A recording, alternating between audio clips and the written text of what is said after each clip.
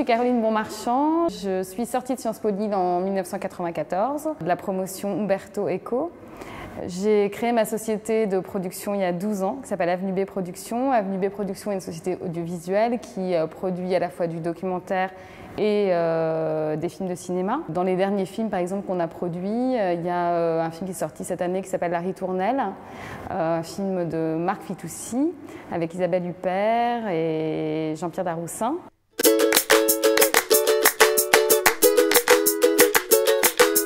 J'avais envie de faire une formation plutôt généraliste. Je savais que je voulais travailler dans le secteur du cinéma, même si c'était un peu vague à l'époque, puisque je me dirigeais plutôt vers la critique cinématographique. C'est ce qui me paraissait être le plus proche de mes compétences scolaires. Je ne me voyais pas faire une école de cinéma et j'avais envie d'une formation qui me permette d'apprendre à penser.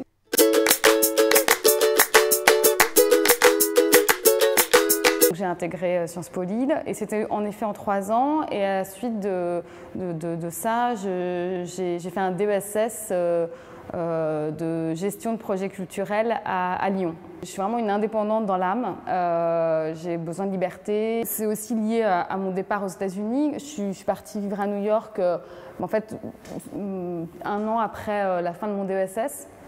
J'avais fait donc ce stage avec ce producteur et ensuite je me suis dit j'ai envie de partir là-bas, d'abord parce que j'adorais le cinéma américain indépendant de cette époque-là, et puis New York c'était une ville qui me faisait rêver et où je me sentais bien, j'étais allée plusieurs fois, donc un peu sur un coup de tête, je suis partie vivre à New York, et puis en fait j'ai rencontré un réalisateur français qui vivait lui aussi à New York, Raphaël Nadjari, et qui lui avait écrit un scénario qui se passait pas du tout à New York, c'était une adaptation d'un roman de Dostoïevski, et en fait, en le lisant, je lui ai dit mais pourquoi on ne le fait pas ici, et 6 mois plus tard, il m'a rappelé en me disant en fait j'ai réfléchi, je suis de retour, je veux faire le film à New York. J'étais sûre qu'on allait faire un film qui irait à Cannes. On a envoyé une VHS et le festival nous a appelés quelques mois plus tard en nous disant que le film était sélectionné. Donc c'est un peu comme ça que tout a commencé. J'ai créé Avenue B en hommage à ces années passées à New York, et aussi parce que c'était une volonté aussi d'affirmer un désir d'ouverture vers l'international.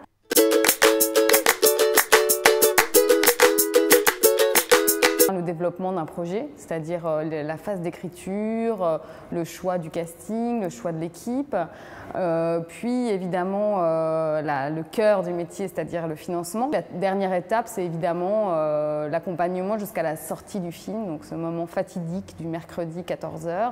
Donc c'est beaucoup de la gestion humaine.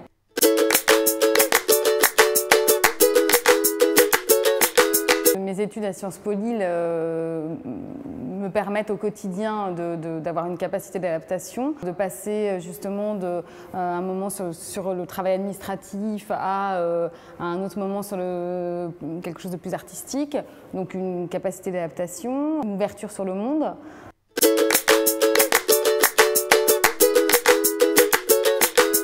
Alors le principal critère, c'est évidemment la personnalité. C'est-à-dire tout ce qui va différencier la personne que j'ai en face de moi d'une autre. C'est sa personnalité, son ouverture d'esprit, sa curiosité et son autonomie. Donc il faut quelqu'un avec qui on se sent à l'aise au quotidien. Donc une personne par exemple qui arrive à l'entretien, qui soit souriant, qui sache mettre en avant ses qualités évidemment, mais qui sache aussi poser les bonnes questions, qui s'est un peu renseigné sur la société, qui est allé sur le site internet, qui a vu certains films qu'on a produits.